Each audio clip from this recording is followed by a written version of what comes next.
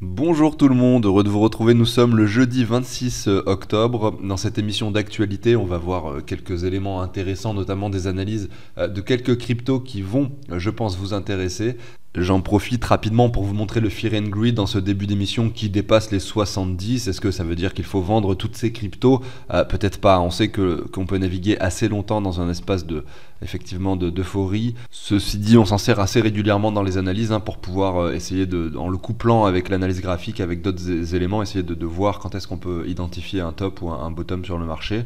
En tout cas, effectivement, on entre dans un niveau, là, quand on voit ça, les 70 au niveau du Fear and Greed, ça nous donne pas forcément l'indication qu'il faut revendre, par contre, ça nous donne l'indication qu'il faut pas acheter. Clairement, ça, c'est quelque chose d'important à noter. En tout cas, on parle du Bitcoin ici, là, c'était le Fear and Greed du Bitcoin qui, regardez, casse des niveaux, bien sûr, en ce moment. Je vais vous passer la très courte introduction. Pensez à vous abonner, à liker si le contenu vous plaît. On va regarder ce matin les actualités crypto avec des très très courtes analyses sur trois cryptos très fortement capitalisés en ce moment. Et cet après-midi, on parlera du portefeuille fictif. On se consacrera vraiment à comment est-ce qu'on peut optimiser notre portefeuille. Comment choisir les altcoins dans lesquels investir finalement et avec quelles cryptos on va les acheter, avec quoi on va les acheter finalement. En l'occurrence, ça sera du Bitcoin, mais on en parlera plus précisément tout à l'heure. Je vous passe l'introduction, à tout de suite.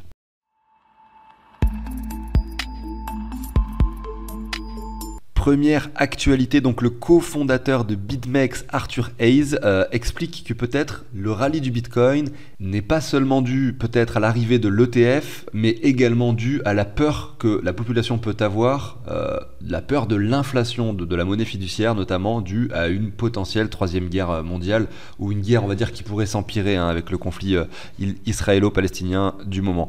Il explique qu'à l'avenir, peut-être, le gouvernement devra emprunter plus d'argent et donc forcément, la planche à billets pourrait se faire ressentir pour financer des guerres. C'est ce que l'on a vu ces dernières décennies et ça peut bien sûr encore se produire de cette façon et donc créer de l'inflation inévitable sur la monnaie fiduciaire. Il explique également que les investisseurs institutionnels commencent à vendre des obligations. Donc ce qui peut potentiellement justifier le fait qu'ils revendent des obligations pour se tourner vers des investissements de matières premières telles que l'or, ou bien si effectivement la confiance commence à arriver et qu'effectivement on puisse commencer à considérer le Bitcoin comme réserve de valeur, pourquoi pas se tourner également, en tout cas un petit pourcentage, vers la monnaie digitale.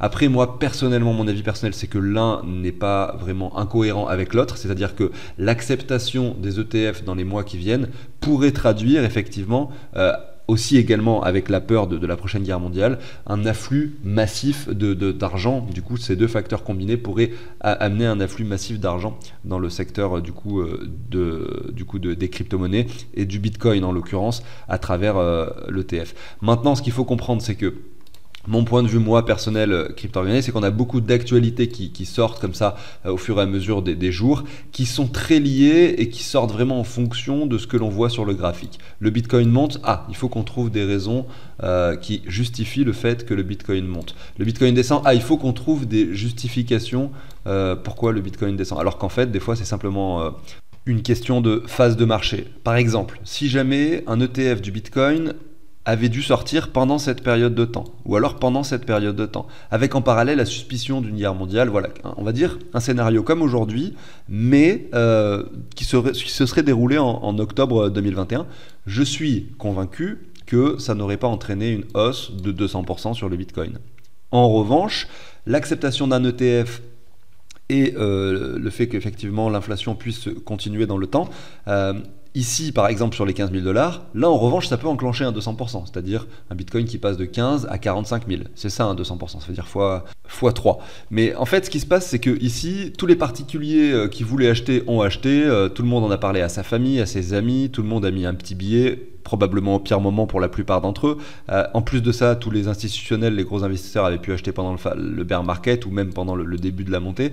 Donc ici, il n'y a plus grand monde qui peut acheter du Bitcoin. Tous ceux qui en voulaient en ont déjà acheté. Donc il n'y a plus d'argent disponible pour en acheter. C'est pour ça qu'on n'arrive pas à enclencher des hausses malgré les bonnes nouvelles, vous voyez. Alors que là, c'est l'inverse. Tout le monde a vendu. tout le monde finalement est sorti du Bitcoin. Beaucoup d'ailleurs ont vendu à perte, parce que toutes les personnes qui avaient acheté là et qui ont vendu ici ont perdu de l'argent. Et derrière, voilà, c'est l'inverse. Il n'y a plus rien du tout à vendre. En fait, le seul truc qui peut se passer, ce sont des nouvelles personnes, ou les personnes précédentes d'ailleurs, qui reviennent dans ce marché pour investir de nouveau. Donc vous voyez, c'est pour ça en fait que les actualités en elles-mêmes ne justifient pas à elles toutes seules la montée ou la chute d'un actif. Ça dépend du contexte aussi de marché et du graphique. C'est pour ça que le graphique est tout aussi intéressant. Et pour moi, donc, qui adore ça, pour moi, c'est encore plus intéressant que les actualités.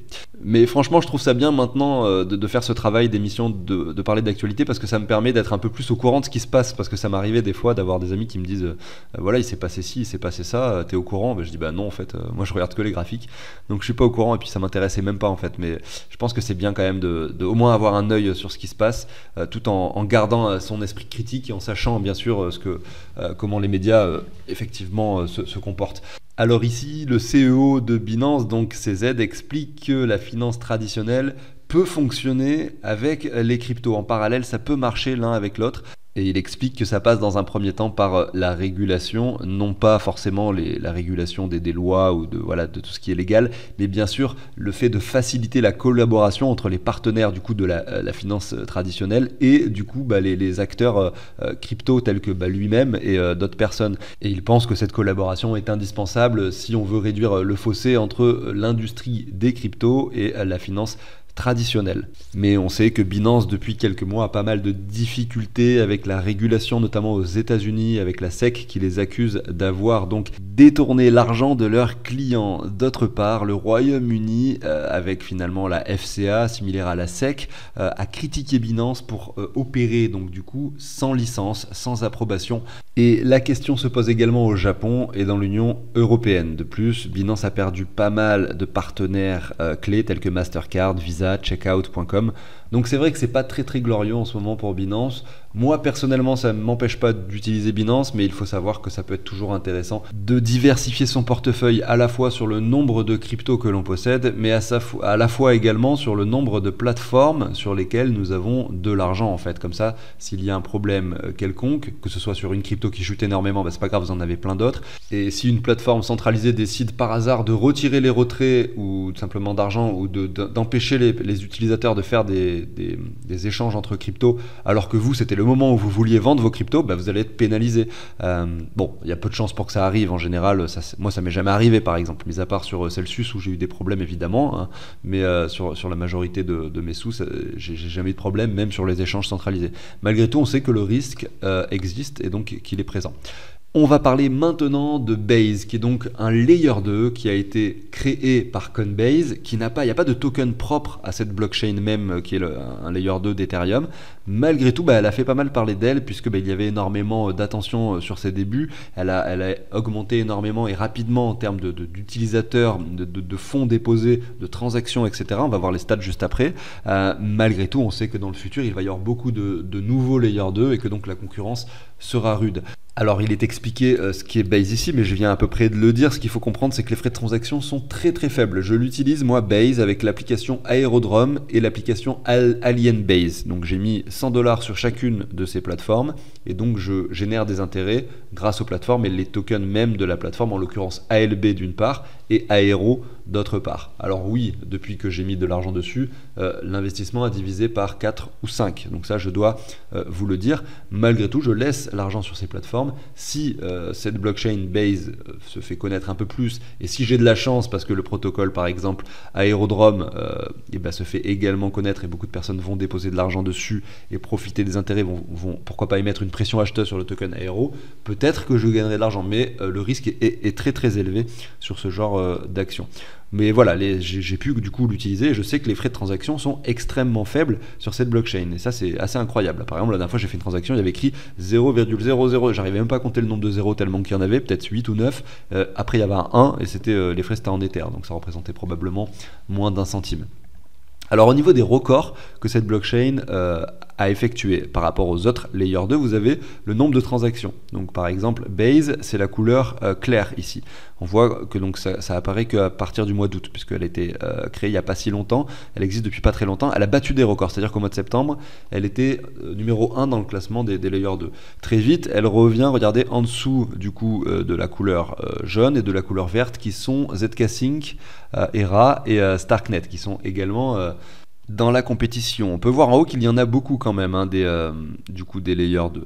Maintenant, au niveau des adresses actives, on voit que là, le leader, c'est ZK-Sync ERA également, et que Base se situe un petit peu plus bas.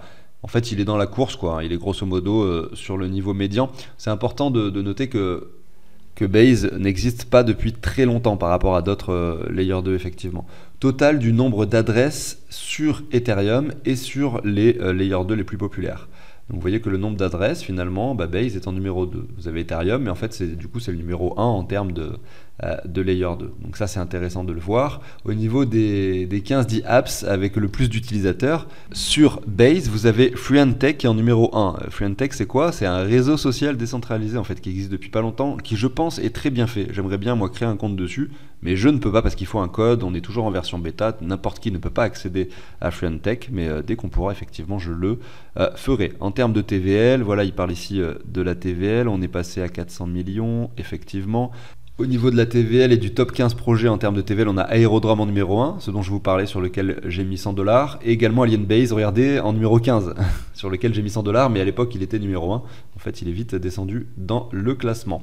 Parlons maintenant de XRP, notamment de l'avocat John Deaton qui parle de Ripple et de finalement du fait de sa croissance, qui explique sur X que même si vous détestez Ripple ou XRP, vous devez être impressionné par ce que l'entreprise a accompli durant ces 3 dernières années, non seulement parce qu'ils ont augmenté leur business et qu'effectivement ils ont continué à travailler dur sur le projet, mais également parce que pendant ce bear market et malgré la pression qu'ils avaient de la SEC sur eux et sur leurs épaules, ils ont pu établir des actions et continuer finalement à évoluer, et ils sont toujours présents et surtout ils ont gagné finalement face à la SEC. Aujourd'hui, son prix, regardez ici, par rapport au dollar, évolue à la hausse, c'est-à-dire qu'on vient casser cette ligne de résistance qu'on avait envie de voir casser. Malgré tout, on attend la clôture de dimanche pour confirmer cette cassure. On voit qu'on était sur cette ligne de tendance pendant un long moment, notamment pendant ce bear market. On est monté, on a cassé cette ligne, même ici au mois de juillet 2023, donc récemment, pour venir chercher les 95 centimes. Mais voilà, on voit qu'on est en tendance haussière et que le graphique est plutôt joli.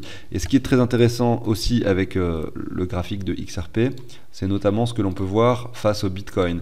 On est dans un triangle, vous voyez ici, qui se justifie avec, on le sait en ce moment, une dominance exacerbée du Bitcoin par rapport aux altcoins, et donc on se retrouve sur un point de support très pertinent. Est-ce que ça veut dire qu'il faut acheter XRP? Je n'en ai aucune idée. En revanche, si on vient casser cette ligne et qu'on construit effectivement une cassure plus importante que ce niveau précédent, on pourra supposer que là, effectivement, la hausse pourrait s'enclencher, même par rapport au Bitcoin. Et c'est ça qu'on veut voir, c'est une hausse qui se produit par rapport au Bitcoin. Parce que là, XRP a beau performer par rapport au dollar, on voit que par rapport au Bitcoin, c'est quand même un peu moche, mais ça nous permet de localiser clairement un achat ici avec du Bitcoin, notamment sur XRP. Regardons maintenant Binance et son graphique, qui, je pense, nous offre des opportunités plus qu'intéressantes en ce moment. Voilà. Tout le monde parle mal de Binance. Il y avait en plus les retraits qui avaient été suspendus, qui ont été réinitialisés. On jongle sur ce support des 200$. Je vous montre le graphique. Une fois ici en juin 2022 lors du crash de Terra Luna. Une fois actuellement avec les allégations portées contre Binance en ce moment qui sont pas fameuses. Donc peut-être que le Binance Coin, en fait, sur ces 200$, on en a parlé il y a 2 semaines et encore la semaine dernière, nous offrait des opportunités hyper intéressantes pour investir. On va quand même regarder son prix par rapport au Bitcoin. Alors pourquoi c'est intéressant? Parce que c'est quand même un point de support. Vous voyez, si on se retrouvait ici sur le prix, ça serait plus difficile de justifier le fait que là potentiellement il peut y avoir un bottom, malgré, sauf avec un Fibo effectivement qu'on pourrait positionner. Regardez comme ceci. Non, ça c'est pas le Fibo. Avec un Fibo qu'on pourrait positionner comme ça, on pourrait effectivement, pourquoi pas, identifier des niveaux de support plus bas. Mais c'est vrai que là, le niveau de support, il est matérialisé par la ligne blanche horizontale que j'ai tracée. On la voit, elle a été touchée à de nombreuses reprises. On est dessus actuellement. C'est un niveau sur lequel nous pouvons rebondir. Et il suffit que finalement, les nouvelles soient un peu meilleures pour que le Binance Coin monte assez rapidement, assez fortement, je pense. En tout cas, c'est mon point de vue. On est revenu avec ce petit marché haussier aux 225$. On va regarder un peu ce qui se passe sur le Binance Coin par rapport au Bitcoin. Voyons voir. Voilà, on est sur un enchaînement de bougies rouges et contrairement à ce que je viens de vous dire, parce que du coup je le fais par rapport à ce que j'ai sous les yeux, ce que je raconte, contrairement à ce que je viens de vous dire, on a un Binance Coin qui par rapport au Bitcoin est potentiellement en train de confirmer une cassure baissière très violente ici, c'est-à-dire très violente dans le sens où le support ne tient pas, le support ne tient pas et on voit qu'en plus c'est une bougie d'accélération qu'on a ici. Quels sont les niveaux suivants pour le Binance Coin par rapport au Bitcoin? Après il faut mettre ça en relation avec le fait que le Bitcoin en ce moment se comporte plus que bien et c'est possible qu'il continue son rallye solitaire.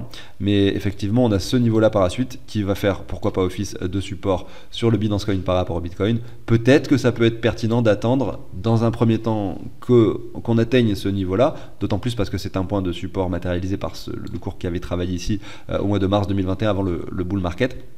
Effectivement, ça peut être intéressant d'attendre cette zone de prix. Peut-être même qu'on ira chercher les 85,4 ici pour pourquoi pas investir sur le Binance Coin. Il a été tellement euphorique pendant ce bear market en 2022 alors que la plupart des cryptos chutaient que finalement il fallait bien que cette chute se produise à un moment donné. C'est le cas. Ça se passe en plus dans un contexte où Binance a des difficultés. Souvent, c'est jamais un hasard. Tout est souvent quand même assez lié. Et donc, potentiellement, effectivement, ce retour dans cet espace de prix qui donc représente l'espace de prix avant bull run, est tout à fait possible et imaginable, bien entendu.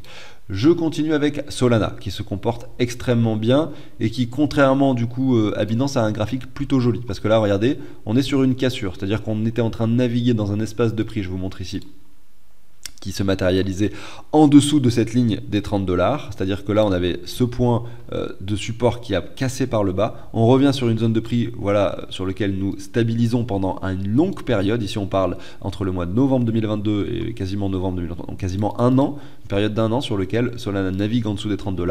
Aujourd'hui on le casse par le haut, maintenant il faut voir si dimanche on clôture au-dessus de cette zone des 27, parce qu'en fait je dis les 30 mais grosso modo si on va mettre les clôtures pour être précis, c'est plutôt les 27 vous voyez, et bien là effectivement si on vient de clôturer dans cette zone de prix, je pense que ça peut être très très intéressant de localiser des achats sur des retours au niveau des 27 $ pour pourquoi pas jouer un potentiel marché haussier, à savoir que ça fait des mois sur la chaîne que j'explique que là on a des points extrêmement importants pour des paliers. S'ils ont été saisis tant mieux, vous allez probablement bien en profiter je pense dans les semaines, mois et années qui viennent.